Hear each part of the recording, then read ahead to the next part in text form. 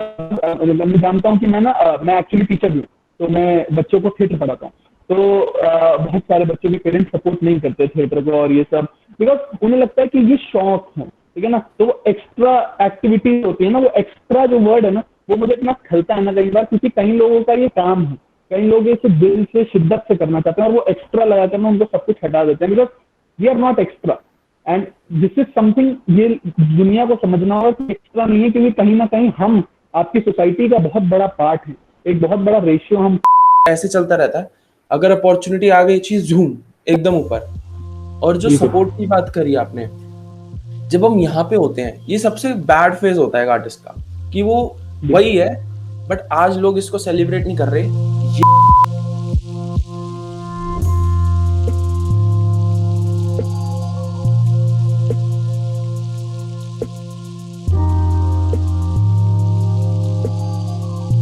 So my name is Sumit Arora and I'm an actor. लिखता भी हूँ और साथ साथ I direct too. So थोड़ी कुछ शॉर्ट फिल्म्स हैं जो मैं बनाता हूँ. So all in all, if you ask me कि मैं क्या हूँ, तो I would say कि एक स्टोरी टेलर जिसे कुछ कहानियाँ बताने का शौक है, जिसे कुछ कहानियाँ बताने का मन है, और जब मैं लिखता हूँ तो मैं चाहता हूँ कि लोग सुने वो कहानियाँ, बिकॉज कहीं ना कहीं वो उन कहानियों में मैं होता हूँ और कहीं ना कहीं उन कहानियों में वो भी होते हैं. So I believe it's important कि हम उन कहानियों को समझें. So if you ask me कि एक शब्द में क्या हूँ, तो I'll surely say I'm a storyteller. That's it. Story teller, that वो बहुत बढ़िया इंट्रोडक्शन था ये. और मतलब तुम एक्टर हो, तुम डायरेक्शन भी देते हो, तुम लिखते भी हो, तो सबसे पहले क्या आता है? Honestly जतिन भाई, अगर मैं बताऊं तो मतलब मेरा पहला, जो अगर आप कहोगे कि क्या मतलब कि पहला प्यार पहला ही रहता है, चाहे आप कितना भी कुछ भी हाँ. तो पहला प्यार मेरा हमेशा राइटिंग ही रहेगा. So I started with writing only. मतलब आई वाज रियली मतलब I used to look as मतलब एक्टिंग वगैरह मैं देखता था एंड एवरीथिंग. मतलब I always liked acting, the part that the actors do, but I always loved acting, loved the writing part, because I believe there is nothing without a good writer or a good story. So yeah, I started with writing, and I still remember I started when I was in 8th, and there was this ma'am, मेरी teacher हुआ करती थी, तो मैं अपनी class में कविताएं सुनाया करती थी, पोएट्री सुनाया करती थी. तो बहुत अच्छे से मतलब पूरी फील करके एक एक कहानी अगर रश्मि रफी सुना रही है, कुछ भी सुना रही है, तो बहुत आराम से, एकदम सहजता से, वक्त लेकर. तो कहीं ना कहीं वहां पर मुझे थोड़ा अट्रैक्ट किया वो का तरीका, बात करने का अपनी जिंदगी की, when I was in 8th, और फिर वहां से शुरू हुआ सफर. तो एक्टिंग तो मुझे ऐसा लगता है कि धीरे धीरे वक्त के साथ मैं समझा कि हाँ मैं पसंद करता हूँ, लेकिन राइटिंग ऐसी चीज है जिसने सबसे पहले मुझे टच किया था.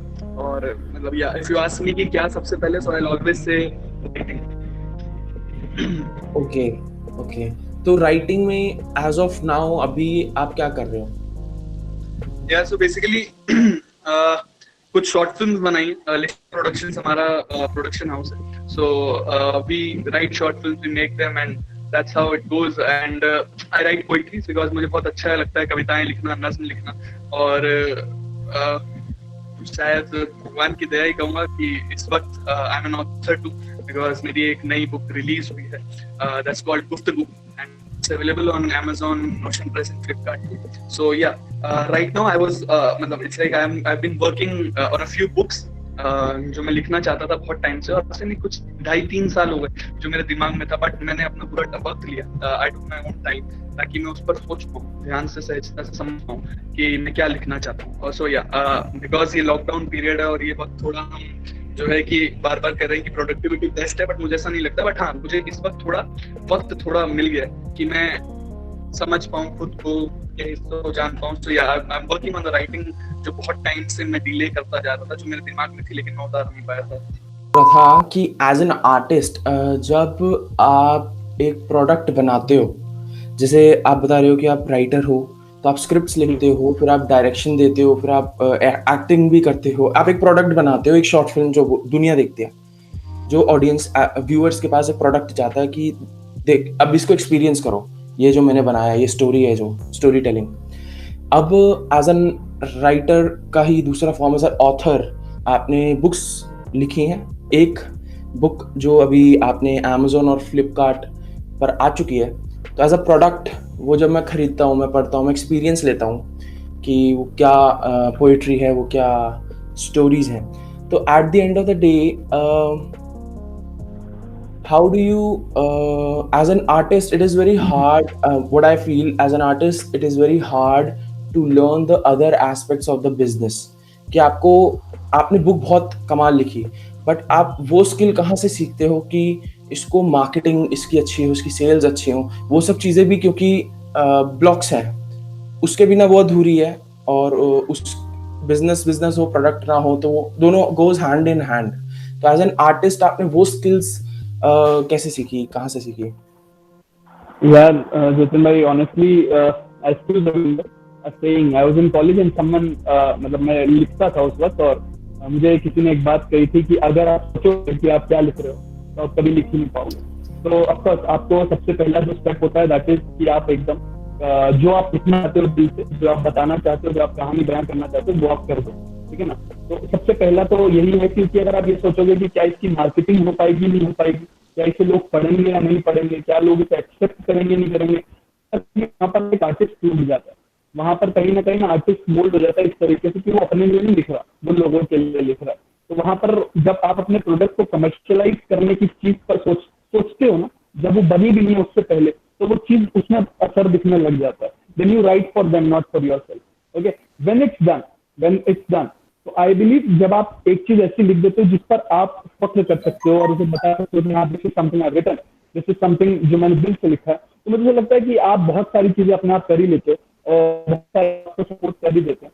अगर आप पूछोगे कि किस तरह से प्रमोट करना and everything, so I believe आज के टाइम में मैं बिल्कुल एकदम सच बात बोलूंगा, people there are people who talk, there are people who talk about we should promote artists and बहुत जरूरी है कि हम कर रहे हैं, बट आर्टिस्ट को प्रमोट करने के लिए आपको जरूरी है कि छोटे छोटे कदम क्या होते हैं। आप ये बातें बोल तो देते हो कि आपने एक बड़ा सा पोस्ट लिख दिया कि आप आर्टिस्ट को प्रमोट करो, लेकिन वही आर्टिस्ट जब अपनी कोई वीडियो डालता है तो कभी उसे शेयर नहीं करता, तो आपने कैसे उसे प्रमोट किया।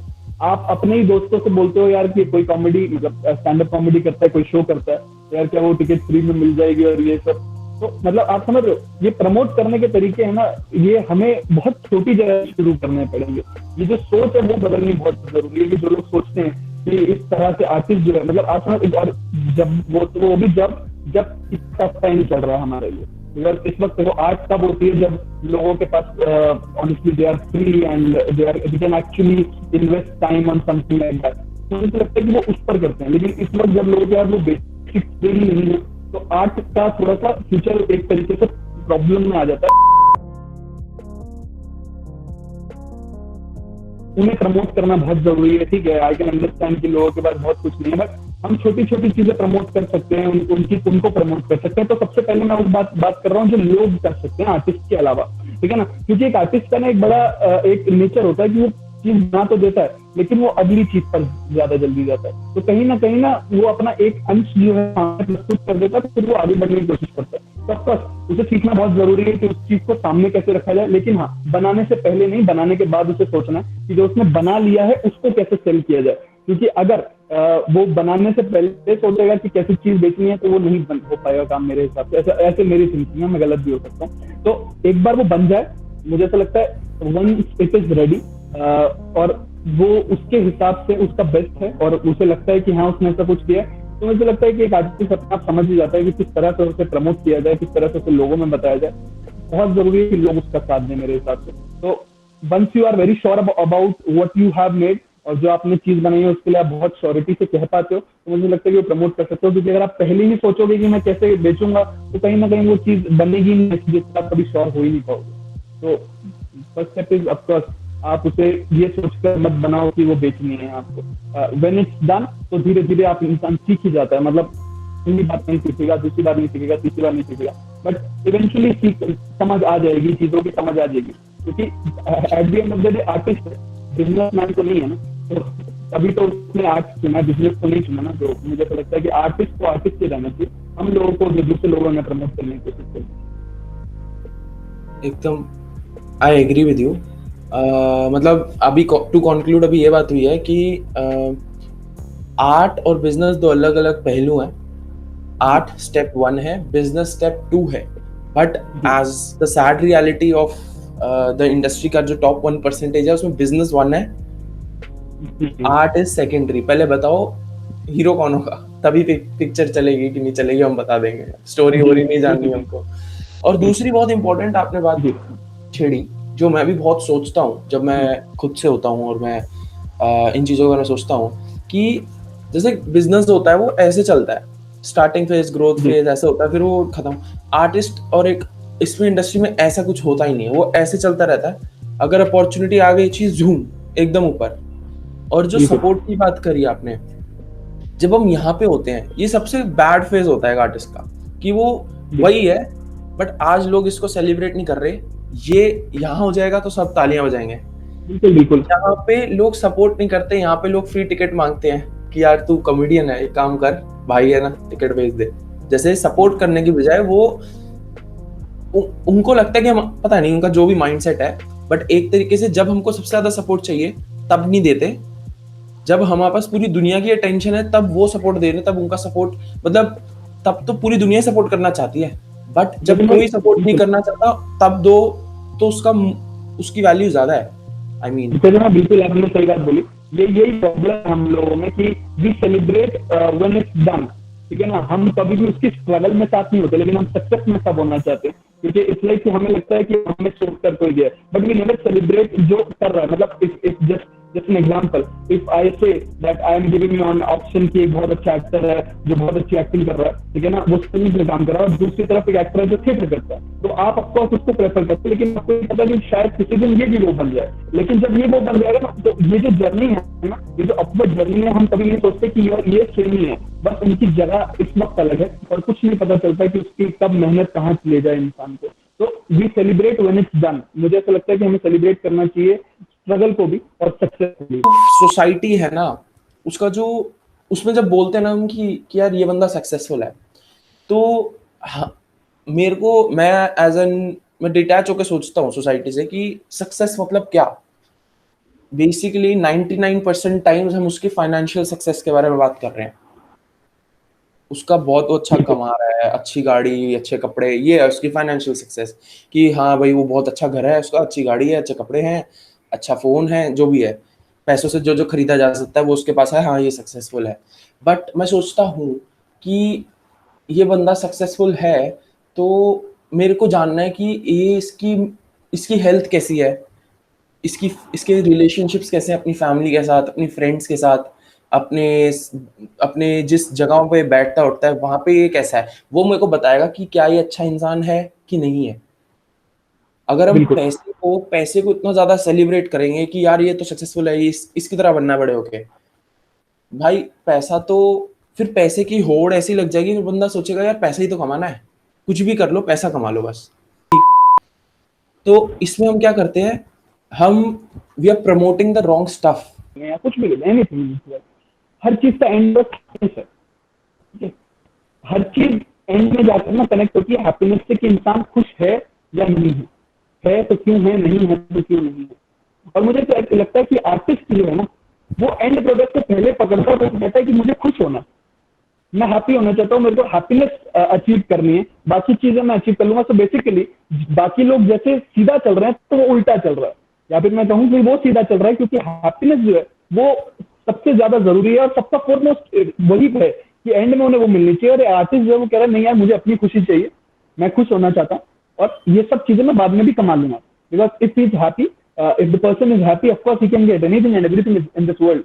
बस उसकी वो विल पावर होना चाहिए, वो चाहना चाहिए। तो अगर वो अपने काम से खुश है, अपने जो वो चाहता है उससे खुश है, तो मुझे ऐसा लगता है कि वो चीजें अपने आप ही अचीव कर लेगा। और आपने बिल्कुल सही कहा कि सोसाइटी जो है वो प्रमोट करती है। मैं जानता हूँ कि मैं एक्चुअली टीचर भी हूँ, तो मैं बच्चों को थिएटर पढ़ाता हूँ। तो बहुत सारे बच्चों के पेरेंट्स सपोर्ट नहीं करते थिएटर को और ये सब, बिकॉज उन्हें लगता है कि ये शौक है, ठीक है ना। तो वो एक्स्ट्रा एक्टिविटी होती है ना, वो एक्स्ट्रा जो वर्ड है ना, वो मुझे इतना खलता है ना कई बार, क्योंकि कई लोगों का ये काम है, कई लोग इसे दिल से शिद्दत से करना चाहते हैं, और वो एक्स्ट्रा लगाकर ना उनको सब कुछ हटा देते हैं, because we are not extra. And this is something, ये दुनिया को समझना होगा कि एक्स्ट्रा नहीं है, क्योंकि कहीं ना कहीं हम आपकी सोसाइटी का बहुत बड़ा पार्ट है। एक बहुत बड़ा रेशियो हम फॉर्म करते हैं, वो अलग बात है कि आप लोग जो है बहुत सारे सपनों को तोड़ देते हो। आप किसी इंसान के ड्रीम को ही नहीं जान देते कि इससे आगे क्या होगा, कैसे बढ़ना है, आगे कैसी चीजें होंगी। बट मुझे ऐसा लगता है कि हम आगे का क्यों सोचे, अगर I am not happy in this moment right now, if I am not satisfied with my self अभी के मोमेंट में, तो मैं आगे कुछ भी कर लूँ, मुझे क्या फर्क पड़ता है। तो जरूरी है कि इस मोमेंट में जहां मैं अभी हूँ वो मैं खुश हूँ, और मुझे लगता है कि आर्टिस्ट हमेशा उस मोमेंट की ही सोचता है कि वो उस मोमेंट में जरूर खुश हो। तो बिल्कुल आपने सही बात बोली कि एज ए सोसाइटी हम बहुत गलत कर रहे हैं, और मुझे लगता है कि सबको समझना पड़ेगा, और धीरे धीरे स्टार्ट होगा, बिकॉज एकदम चेंज लाना बहुत मुश्किल है। बट हाँ, मैं ये भी देखता हूँ कि कुछ पॉजिटिव चेंजेस आ रहे हैं, जो पेरेंट्स हैं आजकल सपोर्ट करते हैं अपने बच्चों को कि हाँ ये बिल्कुल करो।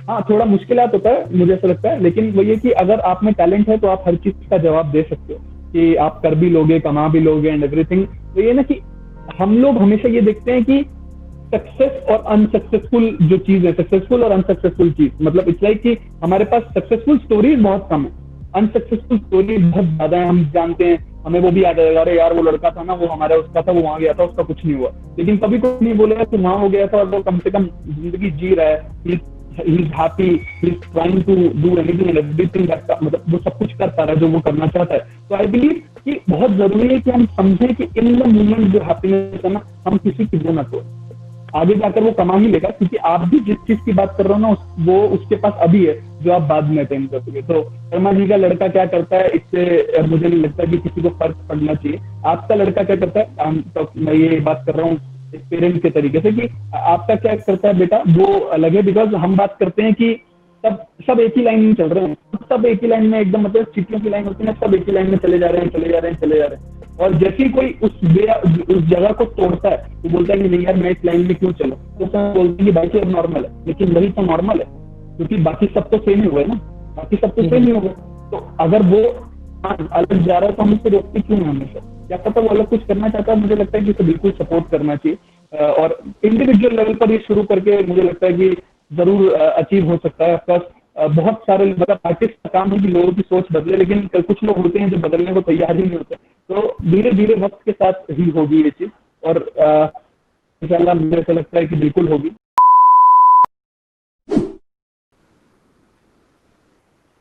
या तो दिस इज माय फेवरेट नज्म, और इसका नाम है तुम आना। थोड़ी सी मतलब बहुत लंबी नहीं है, लेकिन हाँ ठीक है। तो ये हिंदुस्तानी मतलब उर्दू और हिंदी में लिखी हुई है कि ये हर्फ अपनी मनपसंद किताब के अकब पर लिखते लिखते, अगर मेरी कलम की स्याही भी दम तोड़ दे तो भी इस पाक गुनाह का मुझे अफसोस नहीं, उस कलम की तकदीर पर ही चाहे अफसोस करने आना, पर तुम आना। उस दरख्त का तो ख्याल है ना तुम्हें जिसकी शाखाओं के टूटे पत्तों से मैं और तुम खेले हैं, जो वो दरख्त भी जमीन पर गिर कर खाक हो जाए तो भी तुम आना। तुम आना उस मुलाकात के खातिर जो मुकम्मल हो ही ना पाई कभी, इस दफा हर मलाल मिस्मार होगा इकरार है मेरा तुमसे, तुम आना। उस सफर के खातिर आना जिसे हाथ में हाथ अंजाम तक पहुंचाने की नाकाम कोशिश में इस रिश्ते को उसका अंजाम नसीब हुआ। मेरे हाथ में तुम्हें लिखा मेरा वो आखिरी खत, वही इशारा करके थमा देना, मैं समझ जाऊंगा तुम हो, पर तुम आना। जो अगर ये कहानियां मेरी कभी तुम्हारे मुस्कुराने की वजह बनी हो, तो उन्हीं में किसी कहानी के किरदारों से रूबरू होने आना, पर तुम आना। उस झूले के खातिर लौट आना जिस पर बैठे मैंने और तुमने इतना वक्त बिताया है। मेरे बदन में इतनी कुव्वत तो नहीं रही कि अब तुम्हें धकेल सकूं, पर करीब बैठकर तुम्हें सुन अब भी सकता हूं। जो सब रह गया उस रात वही कहने आना, पर तुम आना। चाय की तफरी पर वो प्याले मेरी और तुम्हारी राह देख रहे हैं। बुग्ज तो मुझसे है ना तुम्हें, तो कुव्वत का हकदार वो कूजा तुम। अपने हिस्से की वो आखिरी चाय पीने आना, पर तुम आना। ख्याल है ना कि कैसे तुम मेरी कमीज की सिलवटों पर अपना दस्त फेर उन्हें सुलझाया करती थी। इस दफा सुलझाने को मुझ पर रखा कफन होगा, तुम सहन तो नहीं जाओगी ना। खौफे या चाहे भर लेना एक बार, पर उन सिलवटों को सुलझाने तुम आना। अपनी आखिरी सांस को मैं गांठ बांध कर तुम्हारा इंतजार करता रहूंगा, ठीक उसी तरह जिस कदर तुमने अब तलक मेरे ऐब बांधे हैं अपनी याद से। हर वो गांठ खोलने चाहे एक आखिरी बार आना, पर तुम आना, पर तुम आना। Hi everyone, I hope you guys liked the video, and if you know someone who makes a similar content or has a story that needs to be shared, please feel free to reach out to us at crosslifenetworks@gmail.com. And if you have an interesting opinion that you'd like to share, please do that in the comment section below. Subscribe the channel, and I will see you in the next webcast.